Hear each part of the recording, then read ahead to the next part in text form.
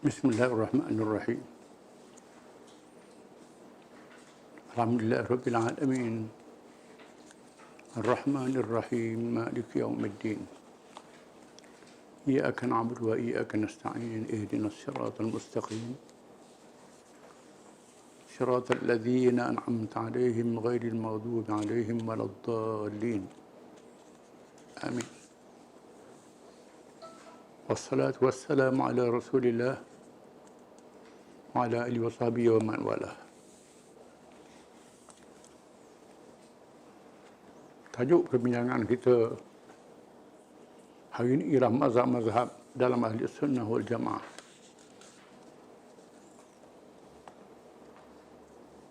Iaitulah 3 mazhab yang besar dalam masalah akidah.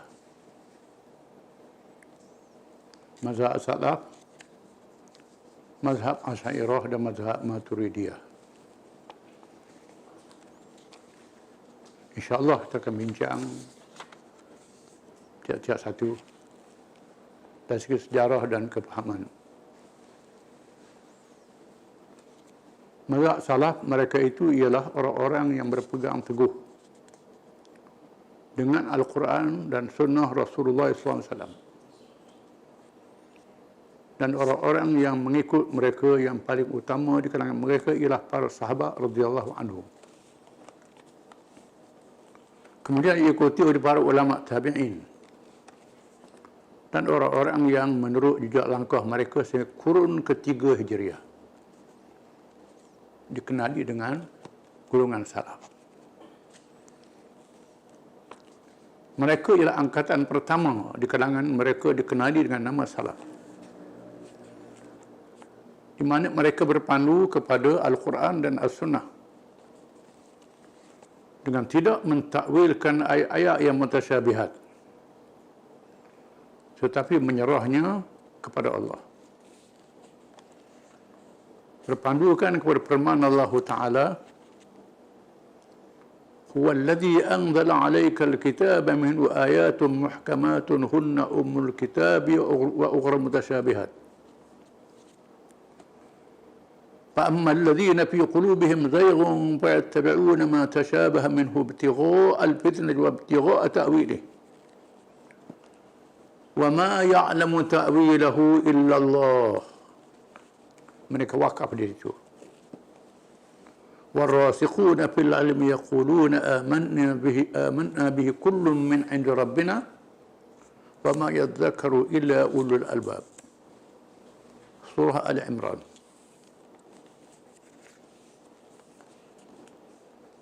Maksudnya,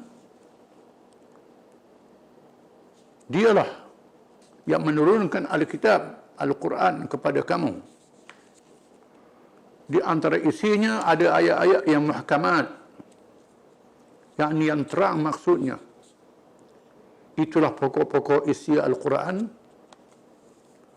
Dan yang lain ayat-ayat yang mutasyabihat, yakni yang mengandungi beberapa pengertian yang sama dan tidak terang maksudnya. Adapun orang-orang yang ada dalam hatinya condong kepada kesesatan, maka mereka selalu menurut apa yang mutasyabihat, yang sama-sama, kerana mempunyai tujuan menimbulkan fitnah dan mencari takwilnya.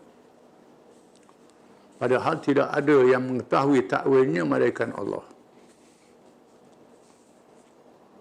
Dan orang-orang yang mendalami ilmunya berkata, kami beriman kepada ayat-ayat yang mutasyabihat. Semuanya itu dari sisi Tuhan kami. Dan tidak dapat mengambil pelajaran daripadanya melainkan orang-orang yang berakal. Mereka ini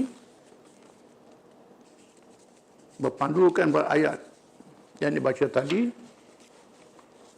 dengan wakaf pada firman Allah Ta'ala, wa ma ya'lamu ta'wilahu illallah, dan tidaklah mengetahui takwilnya malaikat Allah sahaja. Warasikhuna fil ilmi yaquluna amanna bihi kullun min 'indi rabbina wa ma yadhakkaru illa ulul albab. Dan orang-orang yang mendalami ilmu mereka berkata, kami beriman dengannya. Semuanya dari sisi Tuhan kami. Dan tidak mengambil pengajaran mereka mempunyai akal fikiran. Mereka menyerah pada Allah Ta'ala. Ini golongan salah. Ada pun golongan khalaf, Asy'ariyah dan Maturidiyah, mereka membaca wa ma ya'lamu ta'wilahu illa Allah wa rasikhuna fil ilmi yaquluna amanna bi kullu min 'indi rabbina. Dan tidaklah mengetahui takwilnya malaikat Allah dan orang yang mendalami ilmu.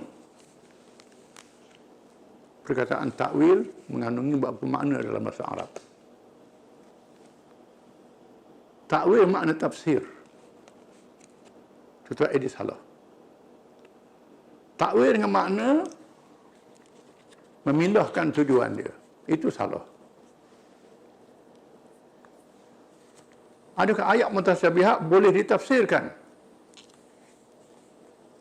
Ini khilaf antara salaf dan khalaf. Salaf tidak mahu menafsirkannya. Mereka seruh pada Allah Ta'ala.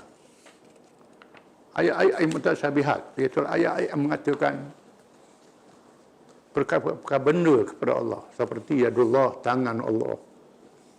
Ainullah, mata Allah. Ar-Rahmanu 'alal 'arsy istawa, Tuhan bersemayam di atas arasy. Perkataan-perkataan ini seolah-olah menunjukkan perkara yang sama dengan makhluk. Sedangkan Allah itu laisa kamitslihi syai', tidak boleh banding dengan makhluk. Di sini pun khilaf lagi antara salaf dengan khalaf. Salaf menyebut laisa kamitslihi syai', tak ada persinya sesuatu pun. Khalaf kata mukhalafatuhu ta'ala lil hawadis, menyalahi dengan segala yang baru. Maksudnya sama saja. Perselengkan dari perkataan saja. Semua mereka menerima bahawa Allah Ta'ala tak boleh dibandingkan. Cumanya ulama salaf menyerah pada Allah dalam perkara ayat mutasyabihat, mengatakan tangan itu tangan, mata itu mata, bersemayam itu bersemayam, tetapi tak sama dengan makhluknya.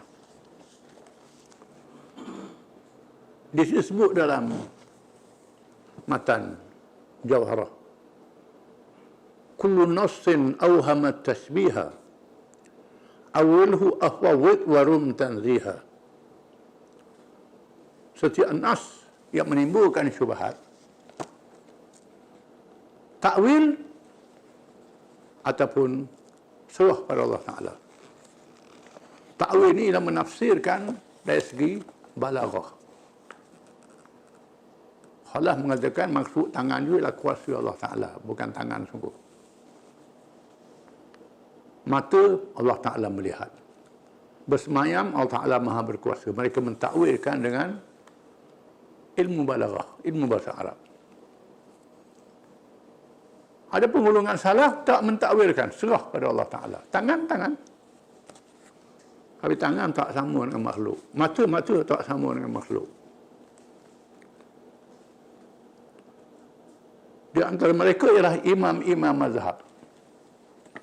Imam Hanafi, Imam Malik, Imam Syafi'i, Imam Ahmad bin Hanbal, Sufyanus Tsauri. Mereka adalah ulama-ulama salaf. Mereka ni generasi awal. Tabi'in, tabi'in. Kurun yang tidak sampai ketiga Hijriah. Belum ada Asy'ariyah Maturidiyah lagi. Bila ditanya Imam Malik dalam majlis halaqah, majlis mengajar di masjid, apa makna Ar-Rahmanu 'ala al-'arsy istawa? Makna apa Tuhan semaya atas arasy? Imam Malik kata, al-istiwa'u ma'lum. Bersemayam itu diketahui. Bersemayam. Wal kaifu majhul. Bagaimana keadaan kita tak tahu. Allah Ta'ala tak sama makhluk. Wal imanu bihi wajib. Percaya adalah wajib. Was su'alu anhu bid'ah. Bertanya bagaimana itu bid'ah. Jangan tanya hal Tuhan. Serah pada Allah Ta'ala. Adapun golongan khalaf, Asy'ariyah kita akan baca kemudian. Para ulama itu terdiri dari berbagai-bagai kemampuan ilmunya. Di zaman awal mereka tidak banyak berhujah secara akliyah. Kerana mereka menerima tanpa perlu hujah yang banyak. Sehingga mereka menerima secara menyerah diri ke apa sahaja yang dinyatakan oleh Al-Quran, As-Sunnah, dan para ulama sahabat dan tabi'in radhiyallahu anhum. Mereka tak banyak tanya. Para ulama itu terdiri dari berbagai kemampuan ilmunya. Ada yang mendalami semua ilmu Islam. Ilmu Quran, ilmu hadis, ilmu alat yang berkait dengan bahasa Arab, dengan Quran, dengan hadis. Dan ada pula dalam bidang yang tertentu sahaja. Ada yang bergiat dalam mendalami ilmu agama dalam berbagai-bagai bidang seperti akidah, yang berkait dengan perkara-perkara beriman kepada Allah, perkara-perkara nubuah, kenabian dan risalah kerasulan, dan rukun-rukun iman yang lain. Mendalami Al-Quran dan As-Sunnah, ilmu fiqh dan akhlak atau tasawuf. Ada pula yang memberi perhatian khusus untuk meriwayatkan secara sanad yang sahih dari Nabi SAW untuk menjamin keselamatannya dari kepalsuan. Ada kan ulama yang bincang tentang sanad. Siapa yang meriwayatkan tafsir dan hadis. Ada yang mendalami ilmu qiraat, ilmu bacaan saja. Bacaan Al-Quran. Di mana wakaf, di mana wasal, barisnya bagaimana. Kadang-kadang bila berbeza baris, berbeza pahamannya. Bila berbeza tempat wakaf, berbeza pahamannya. Contohnya ayat yang tadi. Wakaf di situ makna lain, bila wasal makna lain. Menimbulkan khilaf. Ada yang masyhur dengan ilmu akhlak, tasawuf. Perkara pembersihan hati dan jalan untuk menghampirkan diri kepada Allah yang dikenali dengan golongan tasawuf. Ada yang menghabiskan umur berjihad di medan perang, mempertahankan Islam dan memerangi musuh-musuhnya.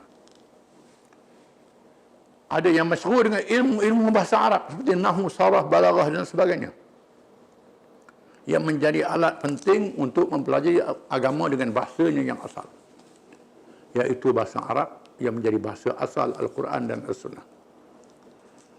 Dan ada pula yang masyhur dengan urusan-urusan lain, tetapi mereka adalah pengikut setia para ahli sunnah wal jamaah. Mereka tak berkelahi, tak berbalah. Ini zaman salaf. Ada yang mendalami semua ilmu. Ada yang sebahagian ilmu itu saja. Ada yang sibuk dengan jihad, yang sibuk dengan berniaga. Semua mereka berperang pada Islam. Allah berfirman, "Wa ma kana al-mu'minuna liyanfiru kaffah. Falawla nafara min kulli firqatin minhum ta'ifatun liyatafaqahu fid din. Wa liyunziru qaumahum idza raja'u ilaihim la'allahum yahdharun." Surah At-Taubah ayat 122. Artinya tidaklah semestinya orang yang beriman itu keluar berperang, berjihad semuanya. Maka mengapa tiada ada satu kumpulan daripada mereka itu, orang-orang yang keluar menuntut ilmu, memahami agama, tafaqquh fid din, supaya mereka benar-benar memahami agama ini, dan supaya mereka menjadi orang yang memberi peringatan kepada kaum masing-masing apabila mereka kembali bersama kaum mereka, supaya mereka sentiasa berwaspada dengan berpegang kepada ajaran agamanya. Dengan maksud bukan semua orang Islam menghabiskan masa berjuang. Ada yang tinggal di masjid, yang mengaji dengan ulama-ulama sahabat dan tabi'in. Ada yang berniaga, menyediakan kemudahan bagi orang Islam. Ilmu dalam Islam ni ada ilmu fardu ain, ada ilmu fardu kifayah. Kerja fardu ain, kerja fardu kifayah. Yang wajib atas tiap-tiap orang lelaki dan perempuan yang Islam dan wajib secara umum. Fardu kifayah ni bukan sahaja sembahyang jenazah seperti pahaman orang Melayu. Fardu kifayah ni dalam semua urusan kehidupan, termasuk urusan agama secara mendalam. Itu fardu kifayah. Di zaman awal Islam, mereka menyebut at-tafaqquh fi din itu dalam satu ilmu agama yang tidak dipecah-pecahkan. Asalnya bila sebut tafaqquh fi din bermakna seluruh ad-din itu. Semua perkara yang ada dalam Islam yang berkait dengan agama dan kehidupan manusia, hukum hakamnya, itu ad-din. Kemudian ilmu Islam dipecahkan mengikut perkara iman atau akidah, yang dinamakan ilmu usuluddin atau ilmu tauhid atau ilmu aqaidul iman. Dipecah pula ilmu agama kepada 3 perkara. Yang berkait dengan iman, akidah disebut ilmu tauhid, ilmu aqaidul iman. Perkara hukum syariat pun dinamakan ilmu fiqh. Hukum hakam berkait dengan ibadat, muamalat dengan masyarakat, negara. Ini ilmu fiqh. Dan perkara akhlak atau ihsan dinamakan ilmu tasawuf. Khusus dalam akhlak dipanggil ilmu tasawuf. Berpecah pula kepada mazhab atau tariqat masing-masing. Tiap-tiap ilmu ni ada mazhab dalam berkait cabang. Akidah ada mazhab, fiqh ada mazhab, tasawuf ada tarikat, mazhab lah juga. Akidah dan perkara rukun sama saja. Perkara dasar sama. Sampai pada furu' menyebabkan pandangan berbeza. Ada salaf, Asy'ariyah dan Maturidiyah dalam Ahlussunnah wal Jamaah. Dan ada pula fiqh. Fiqhnya ialah dalam zaman masa akhir dikenali dengan mazhab Hanafi, Maliki, Syafi'i, Hambali. Sebelum ada mazhab 4 ini, mazhab para sahabat radhiyallahu anhu. Ada mazhab Abdullah bin Abbas, mazhab Abdullah bin Umar, mazhab Mu'ad bin Jabal, Abdullah bin Amr bin Al-As radhiyallahu anhu. Kerana sahabat ini tinggal di tempat yang jauh antara satu sama lain, yang hantar oleh Nabi SAW. Bila timbul masalah furu', mereka berbeza pendapat. Rukun sama saja. Dalam masalah fiqh dan masalah yang lain. Itu zaman sahabat, zaman tabi'in, ramai lagi. Hasan Basri, Sa'id bin Jubair, Sa'id bin Musayyib, dan lain-lain. Tabi'in, Sufyan al-Thawri. Ramai. Berpuluh-puluh. Belum ada mazhab Syafi'i, Hanafi, Hambali, Maliki. Tetapi mazhab mereka tidak dibukukan secara khusus. Masih ada kitab-kitab hadis, kitab-kitab tafsir. Akan ditemui kalau dibaca secara mendalam. Mazhab Ibn Sirin, itu tabi'in. Kita kenal mazhab 4 itu saja. Itu mazhab yang paling banyak dibukukan. Ilmu akhlak, ilmu tasawuf, macam-macam tarikat. Semuanya mestilah berdasarkan Quran dan hadis Nabi SAW dan ijtihad yang betul.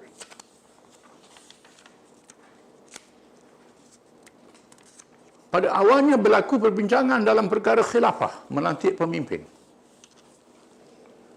Apabila wafatnya Rasulullah SAW, mereka berijma' menegaskan wajib dilantik khalifah sebagai pemimpin umat dan melaksanakan hukum Allah yang diamalkan oleh Rasulullah SAW ketika hayatnya.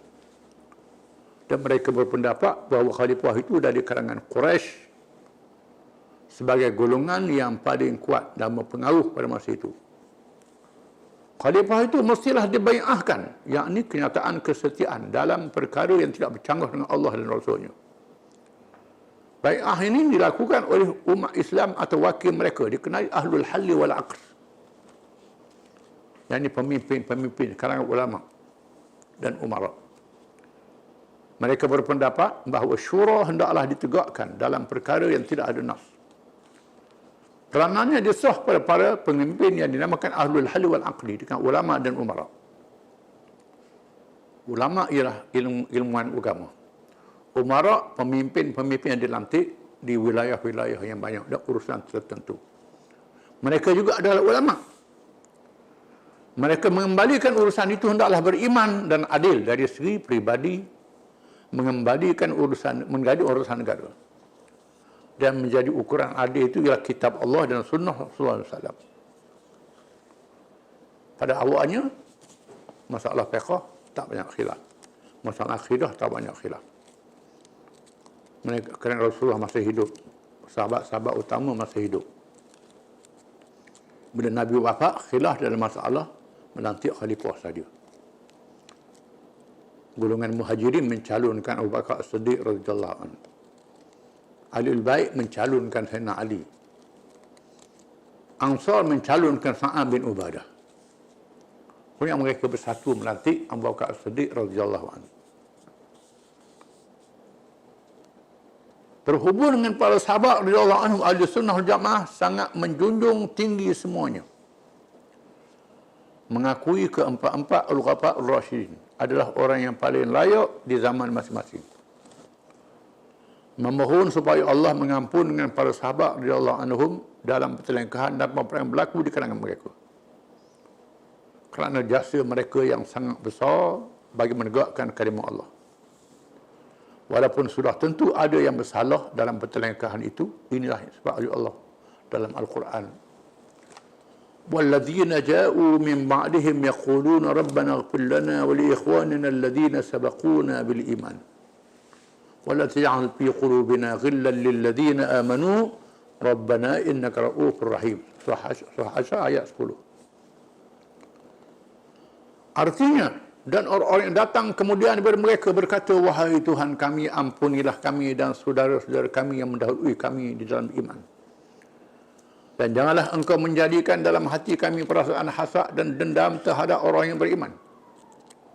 Wahai Tuhan kami, sungguhnya engkau amat limpah belas kasihan-Mu dan maha penyayang.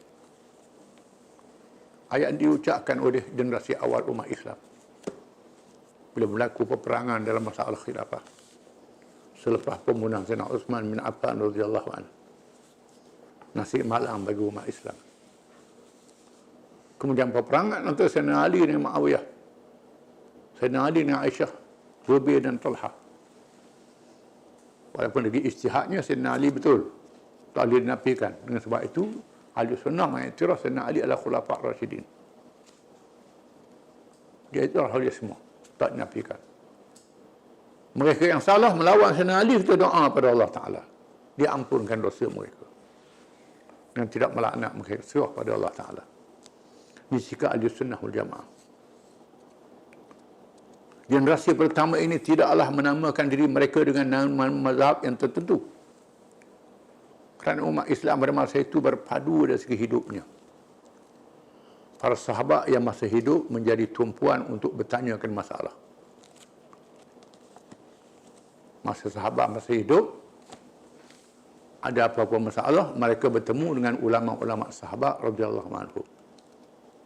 Termasuk Ummahatul Mukminin radhiyallahu anhunna, menjadi tempat bertanya dalam masalah agama. Begitu juga di zaman tabi'in. Bukan sahaja mereka tidak mentakwilkan ayat-ayat mutasyabihat, tetapi mereka mengisbatkan apa yang dinyatakan oleh Allah dalam Al-Quran dan oleh Rasulullah SAW dalam As-Sunnah. dengan tidak menokok tambah dan menghurai secara meleret-leret. Berserah pada Allah Ta'ala dalam ayat mutasyabihat. Mereka kata hurai. Kesemua imam mazhab yang terkenal seperti Abu Hanifah, Malik, Asy-Syafi'i, Ahmad bin Hanbal, Sufyanus Tsauri dan lain-lain yang berada di abad pertama sehingga ketiga hijrah berpegang dengan aliran salaf ini. Belum ada Asy'ariyah, belum ada Maturidiyah masa itu. Mereka semua adalah salaf. Adapun selepasnya mereka berpecah pada mazhab-mazhab yang berkhilaf dan perkara furu', akidah, syariat dan akhlak.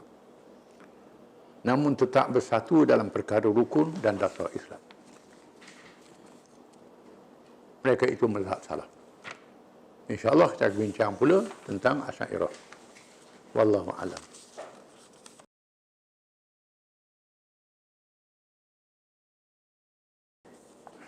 Bismillahirrahmanirrahim. Peperangan Khaybar. Khaybar ialah sebuah bandar berkota yang didiami oleh orang Yahudi. Terletak lebih kurang 70 batu ke utara Al-Madinah Al-Munawwarah. Ia menjadi tempat pusat kegiatan orang-orang Yahudi bagi menentang Islam dan menjadi kubu terakhir mereka di semenanjung Arab. Tindakannya mestilah diambil ke atas mereka bagi menjaga keimanan negara Islam, keamanan umat Islam dan penduduknya serta memelihara supaya kegiatan menyebarkan Islam tidak diganggu. Kerana Khaybar ni pusat orang Yahudi berkumpul setelah mereka dihalau daripada Madinah. Mereka tidak mendiamkan diri walaupun dihalau, walaupun kalah di Madinah. Mereka berkumpul di Khaybar membuat kegiatan untuk menentang Islam. Langkah untuk memerangi Khaybar mesti dilakukan. Para ulama tafsir menegaskan bahawa peperangan Khaybar termasuk di dalam janji Allah kepada umat Islam di sebalik perjanjian Hudaybiyah yang banyak hikmatnya,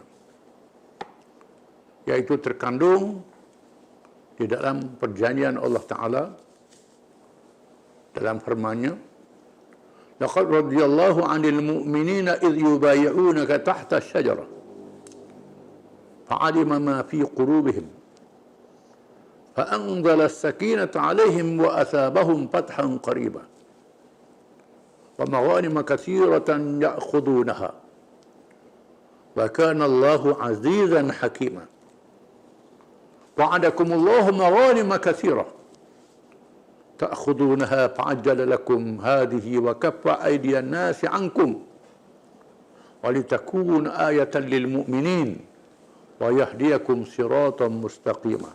Surah Al-Fatah ayat 18 hingga 20.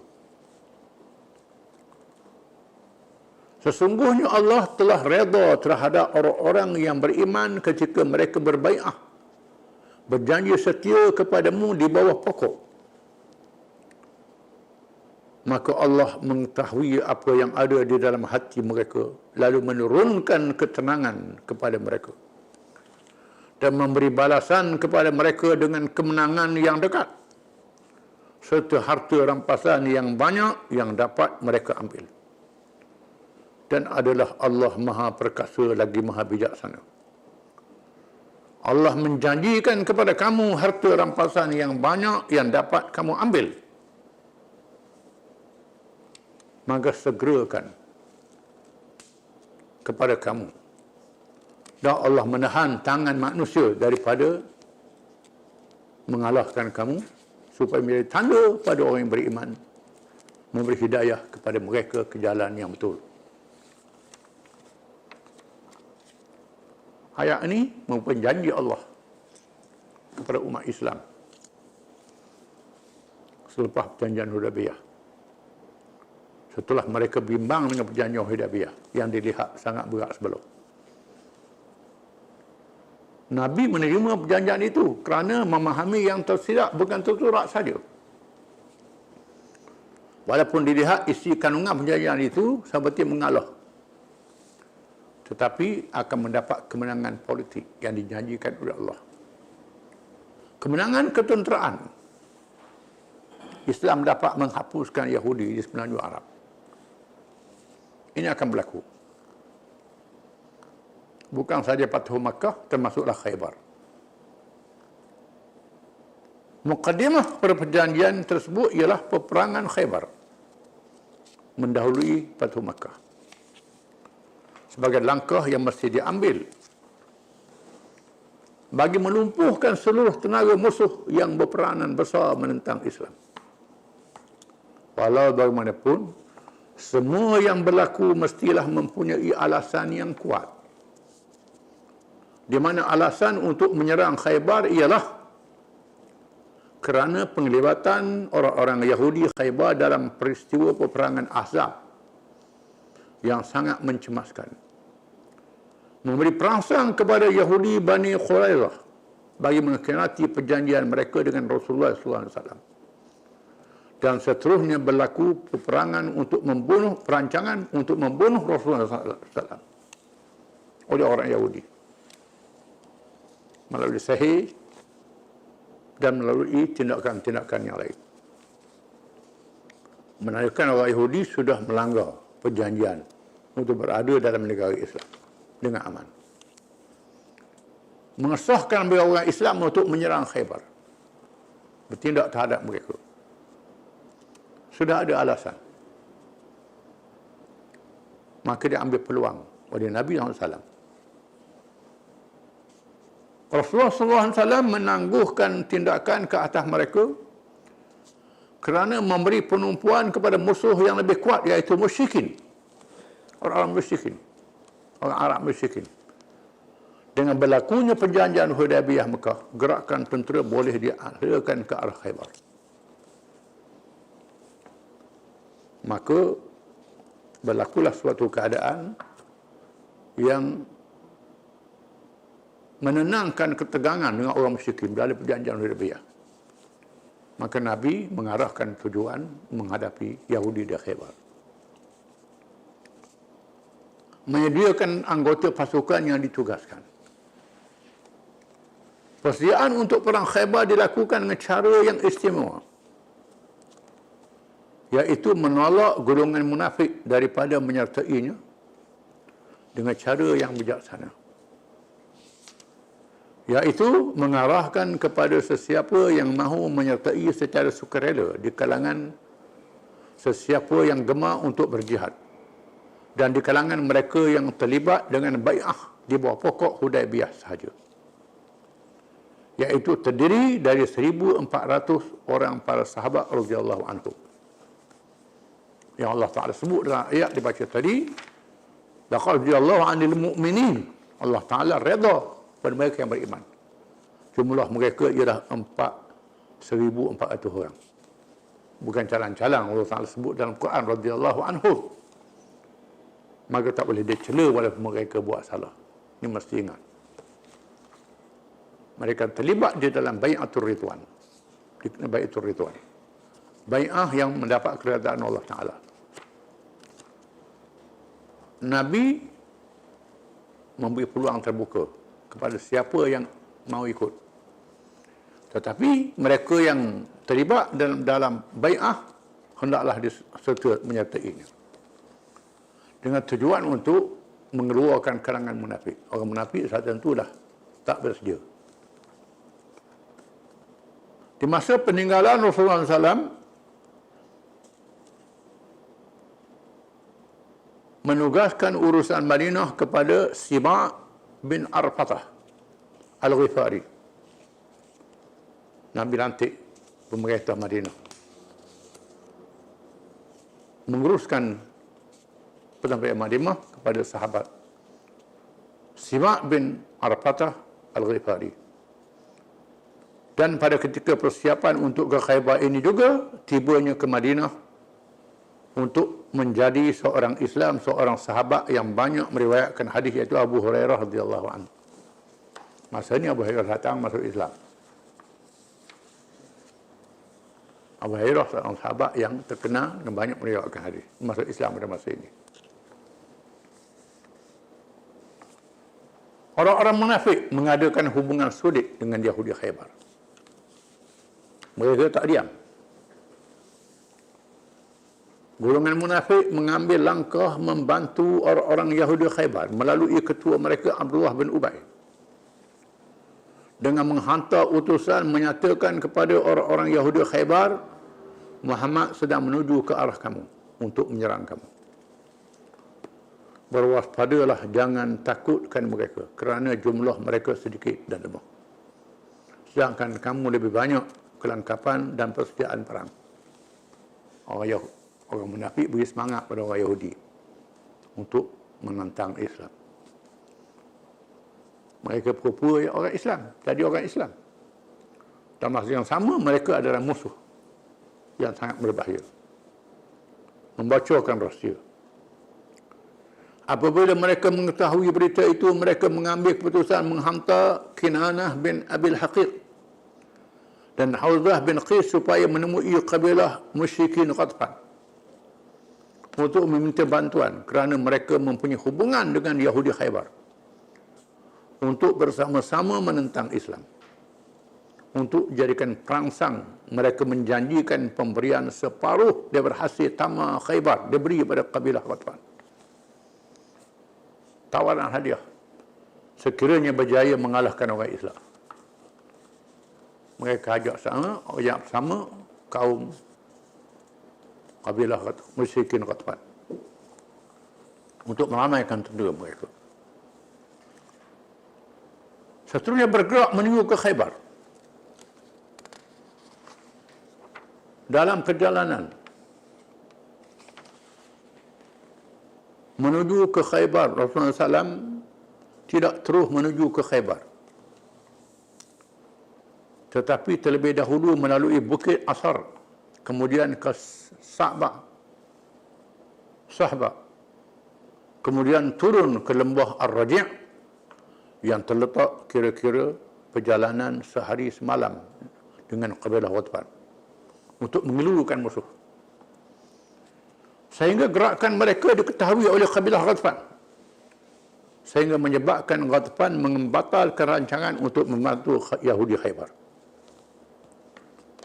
kerana menyangka bahawa tentera Islam juga akan menyerang mereka. Satu taktik yang sangat baik. Ghatfan tak jadi nak bantu Khaybar, takut mereka diserang. Padahal Rasulullah tak serang, menghala ke arah mereka saja. Ini taktik. Kemudian Rasulullah SAW menggunakan pemandu jalan ke utara Khaybar untuk menyerangnya dari utara, supaya menghalang orang-orang Yahudi lari ke Syam setelah berjaya menghentikan kabilah Ghatfan. Artinya tentera Islam bergerak mara ke depan, tak terus ke Khaybar, meminta ke hadapan supaya jangan menyekat orang Yahudi lari ke Syam. Madinah duduk di selatan, Khaybar patut menjadi selatan, tapi Rasulullah tak terus, melalui jalan lain sampai ke utara Khaybar. Setelah berjalan beberapa lama, akhirnya mereka berjumpa dengan jalan-jalan yang banyak untuk sampai ke tempat yang dituju. Pemandunya memberitahu nama jalan-jalan tersebut ialah Hadan, Shash, Khatib, Marhub. Nama jalan yang boleh masuk ke Khaybar. Rasulullah SAW memilih Marhub, memilih untuk pergi ke Marhub. Jalan yang dipikir terbaik. InsyaAllah kita akan sambung lagi perbincangan. Wallahu a'lam.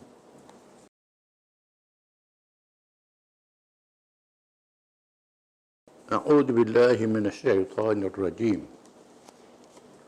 ولا تجعلوا الله عرضة لأيمانكم أن تبروا وتتقوا وتصلحوا بين الناس والله سميع عليم. لا يؤاخذكم الله باللغو في أيمانكم ولكن يؤاخذكم بما كسبت قلوبكم Wallahu ghafurun halim.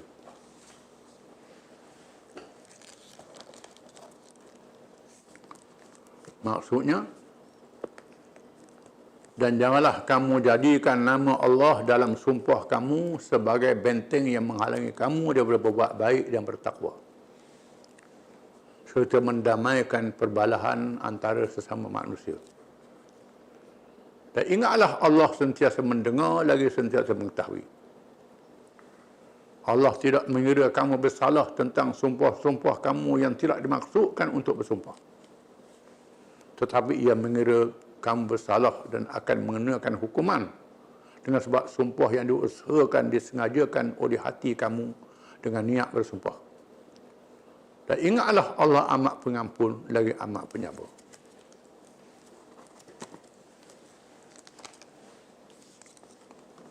Ayat-ayat berkait dengan sumpah.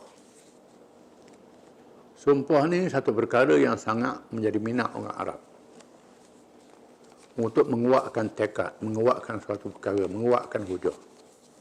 Maka bersumpahlah dengan menyebut nama Allah, wallahi wa billahi wa tallahi. Itu di zaman Islam. Zaman jahiliyah bersumpah dengan berhala, wallati wal uzza. Sumpah syirik. Maksud sini sumpah secara Islam. Kadang-kadang digunakan kerana terlalu marah, sehingga bertindak dalam perkara yang tidak baik, menghalang untuk buat baik. Antaranya silaturahim, hubungan keluarga, hubungan baik. Bersumpah tak baik dengan orang ni. Sebagai contohnya, berkelahi ni haram. Walaupun berkelahi tak ada benda yang betul, tapi jangan sampai sumpah. Namun kadang-kadang telajuk menyebabkan bersumpah. Maka Allah melarang, wallahu la talda imanikum an tabarru wa tattaqu wa tuslihu bainan nas wallahu samiun alim. Jangan kamu jadikan Allah sebagai halangan dengan cara kamu bersumpah untuk kamu berbuat baik dan bertakwa dan berdamai di kalangan manusia. Dan Allah itu maha mendengar lagi maha mengetahui. Disebut dalam hadis-hadis yang banyak, Rasulullah menunjukkan bahawa Rasulullah kata, kalau aku bersumpah lah, tak mau buat benda yang baik, aku langgar sumpah itu. Buat benda yang baik. Bayar kafarah sumpah, bayar denda. Bayar denda boleh pahala, kemudian buat baik boleh pahala pula, 2 kali pahala. Kita bersumpah tak mau baik sampai bila-bila dengan orang, dan sebab kesalahan dia. Boleh jadi satu hari akan berubah. Adalah lebih baik kita berbaik, kita berbuat kebajikan, kita bertakwa. Bersumpah sama buat benda yang baik. Perkara takwa. Satu langkah yang salah, maka Allah membetulkan langkah yang salah ini dengan cara diberi pahala kepada mereka yang beriman. Iaitulah langgar sumpah itu, bayar kafarah. Akan kita baca kafarah sumpah ni, akan sampai pada ayatnya. Iaitulah beri makan atau beri pakaian 10 orang miskin, atau memerdekakan hamba, ataupun puasa 3 hari. Dia beri pilihan, boleh buat mana-mana. Itu kafarah sumpah. Kita akan bincang bila sampai pada ayatnya. Sekiranya kita langgar sumpah itu, kita bayar kafarah, boleh pahala 2 kali. Pahala kafarah dan pahala kita buat baik kepada orang. Kerana perkelahian ini akan dibawa pada hari kiamat. Daripada susah hari kiamat, baik kita susah di atas dunia ni.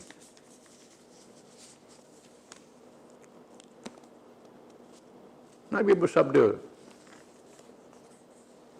Inni wallahi insya'Allah la ahlifu ala yaminin fa'ara ghairaha khairan minha illa ataitu alladhi huwa khairun wa tahallaltuha. Sesungguhnya aku demi Allah, insya'Allah, kata Nabi, insya'Allah aku tidak bersumpah dengan satu sumpah, aku lihat benda terbaik, aku akan langgar sumpah itu. Aku buat yang baik itu dan aku tahallulkan, bayar kafarah. Nabi ajar. Dalam hadis yang lain, Nabi bersabda pada Abdurrahman bin Samurah radhiyallahu anhu. Ya Abdurrahman bin Samurah, la tas'alil imarah, fa innaka in u'titaha min ghairi mas'alatin wa anta 'alayha. Wa in u'titaha an mas'alatin wukilta ilaha. Wa idha halafta 'ala yaminin fara'aita ghairaha khairan minha fa'ti alladhi huwa khairun wa kaffir an yaminik. Wahai Abdurrahman bin Samurah, kamu jangan minta jawatan. Zaman saya Rasul ke minta jawatan. Nabi pesan Abdurrahman bin Samurah, wahai Abdurrahman bin Samurah, kamu jangan minta jawatan untuk jadi ketua. Sekiranya dia beri kepada kamu, tidak dengan minta, ditolong oleh Allah. Sekiranya kamu minta, dia beri, diserahkan kepada kamu, dia beban atas kepala kamu. Dan apabila kamu bersumpah dengan satu sumpah, kamu melihat yang terbaik. Buat yang baik itu walaupun sanggup sumpah dan bayar kafarah sumpah itu, kata Nabi. Alhamdulillah sumpah. Itu cara yang diajar Nabi SAW. Sesungguhnya Allah berfirman untuk memudahkan lagi. La yu'akhidukumullahu bil-laghwi fi aymanikum, walakin yu'akhidukum bima kasabat qulubukum, wallahu ghafurun halim. Allah Ta'ala tidak mengambil dosa, tak membebankan kamu dengan dosa dalam sumpah yang lara, yang tidak ada tujuan sumpah, yang kamu cakap saja. Bila bercakap wallahi wallahi aku tak buat, wallahi aku terus ni, wallahi, kadang-kadang pelawak, kadang-kadang betul saja dia lepas cakap betul. Yang lepas cakap ni diampun oleh Allah Ta'ala. Kalau berdosa pelawak saja. Tak sampai terikat dengan sumpah itu. Kalau benar, benarlah dia. Allah Ta'ala ampun. Sumpah yang tidak ada tujuan untuk bersumpah. Cuma untuk menguatkan kata-kata saja. Walakin yu'akhidhukum bima kasabat qulubukum. Tapi Allah Ta'ala mengambil kira apa yang kamu bertekad untuk bersumpah. Bila kamu bersumpah, memang niat bersumpah sungguh. Bukan cakap-cakap saja. Bila niat bersumpah, jadi sumpah. Bersumpah nak buat sesuatu, bersumpah tak mau buat sesuatu, jadi sumpah. Balik pada hukum ayat yang dulu tadi. Bila bersumpah nak buat sesuatu, tak mau buat sesuatu, lihat yang terbaik. Kalau baiknya kita buat ataupun tinggal, langgar sumpah itu dan bayar kafarah. Kalau cakap saja tak ada niat sumpah, maka tak jadi sumpah. Wallahu ghafurun halim. Dan Allah itu maha pengampun lagi maha lembut terhadap kamu. Allah Ta'ala sangat lembut terhadap kamu, sayang pada kamu. Ini rahmat Allah pada hamba-Nya. Wallahu a'lam.